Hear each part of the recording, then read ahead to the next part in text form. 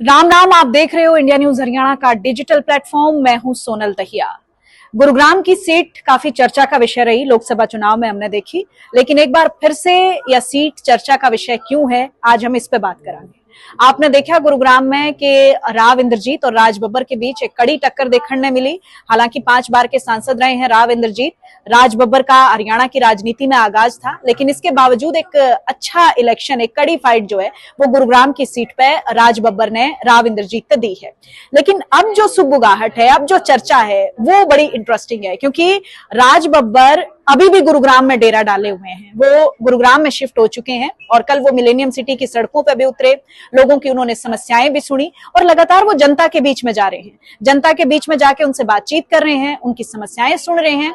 तो अब आप इसको गहराई से अगर समझो तो कोई भी नेता एक इलेक्शन हारने के बाद वो अगले किस इलेक्शन की तैयारी में हो सके है। 3 महीने के बाद विधानसभा चुनाव भी होने हैं और जो विधानसभा चुनाव के संभावित उम्मीदवार हैं अलग अलग पार्टी के, वो अपने अपने इलाकों में सक्रिय भी हो गए हैं। ऐसे में जो राज बब्बर हैं, राज बब्बर की जो सक्रियता है वो ये साफ तौर पे बयां कर रही है कि क्या राज बब्बर विधानसभा चुनाव में ताल ठोक सके हैं।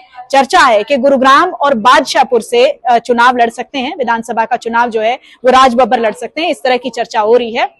और अगर वो चुनाव लड़ते हैं तो उसके बाद जो सीएम फेस को लेकर एक फाइट कांग्रेस पार्टी में देखने मिल रही है, वो भी किते न किते बड़ा इंटरेस्टिंग हो सके है। क्योंकि अब एक कुर्सी पे कई दावेदार हैं, जो कि हर पार्टी में होता ही है। लेकिन कांग्रेस पार्टी की अगर आप बात करें तो सीएम फेस ने लेकर ही बहुत ज्यादा चर्चाएं होनी शुरू हो गई हैं। अलग अलग नेता अपने अपने तरीके से प्रतिक्रिया दे रहे हैं और इससे में अब जो राज बब्बर हैं वो अगर विधानसभा चुनाव में लड़ते हैं तो उसके बाद गुरुग्राम का जो इलाका है, दक्षिण हरियाणा का जो इलाका है, वो अपने आप में बहुत इंपॉर्टेंट है। तो ऐसे में क्या जो नॉन जाट का फॉर्मूला अपनाने की तैयारी पार्टीज कर रही हैं, उसमें राज बब्बर भी एक संभावित उम्मीदवार हो सकते हैं क्या? वो भी सीएम फेस के एक दावेदार हो सकते हैं क्या? ये एक बड़ी चर्चा का विषय बन रहा है। क्योंकि इस फैसले के बाद जो सूत्रों के हवाले से खबर है वो ये भी है कि जो कांग्रेस आला कमान है वो भी चौंक रहा है। उनके लिए भी अब चिंता का विषय है, चाहे वो पूर्व मुख्यमंत्री भूपेंद्र सिंह हुड्डा हो